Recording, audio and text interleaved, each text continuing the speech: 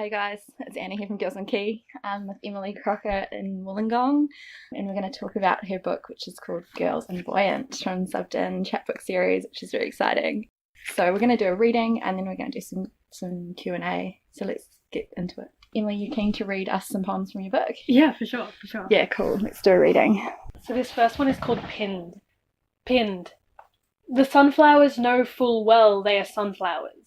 Cellophane spun with their smiles pinned back, as friends and family rumble past from hospital reception to cock the stems of their necks at the elevator directory. The florist asks if they need any help, having squeaked around the corridors enough times, waiting, forked tongue behind teeth, for the two young men to say they're visiting their sister in maternity. She'll spit out a grand symphony of baby's breath incarnations, a teddy bear laced down in the center of it all, only $80, and she'll give you a foil balloon for free. Was it a boy or a girl? Too bad the sunflowers don't know what the sun is anymore, desperately synthesizing bleach and neon.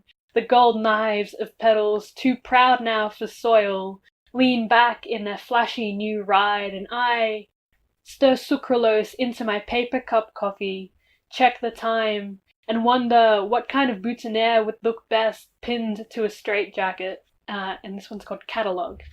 Catalogue. Mailbox regurgitating catalogues. Neighbor, I don't know if you've boarded yourself in against the avalanche, waiting for the merchants' tables to be thrown, or if you're just not home. We left a candy cane on your door handle anyway. Best before November, work was chucking them out.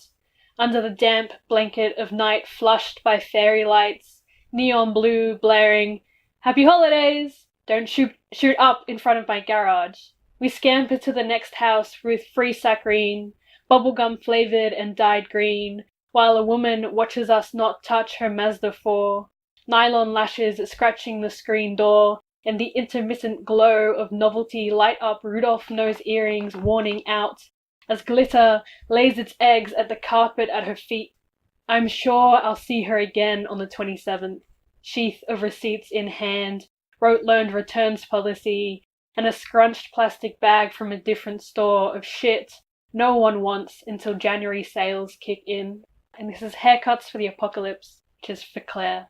The first backyard haircut I got, a punishment.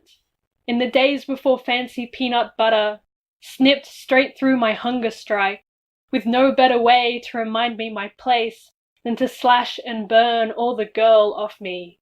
I ate my fare in blazing silence. But last time, the sun tingled clipping Canberra's buoyant sky, blades humming breathy, hungry behind your ear. You nibbled away the yesteryear, a hung bike chain around my shoulders, called it the one-cut wonder, welling up in pumpkin gold marvel at your proficiency with a pair of scissors and volumes of generosity. And this last one is covers. Covers.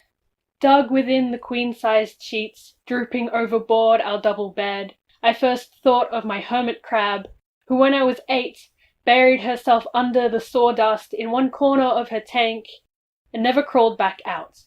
All I had to offer was shitty, ginger-flavored chamomile tea, half a foil of ibuprofen, and guilt-laden reparations for greeting you this evening with, "Why the fuck is the sink covered in noodles?" My stomach thudding into your silence. Your battery pig recoil at the bedroom light switched on. I dared to think we couldn't afford the ambo bill if you sunk any deeper. My car still sounds like a washing machine.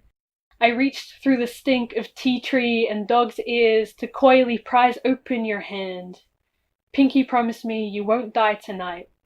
You shook my little finger back, and I put the car keys on the bedside anyway, and held your cells rocking themselves apart together until the pharmacy reopened.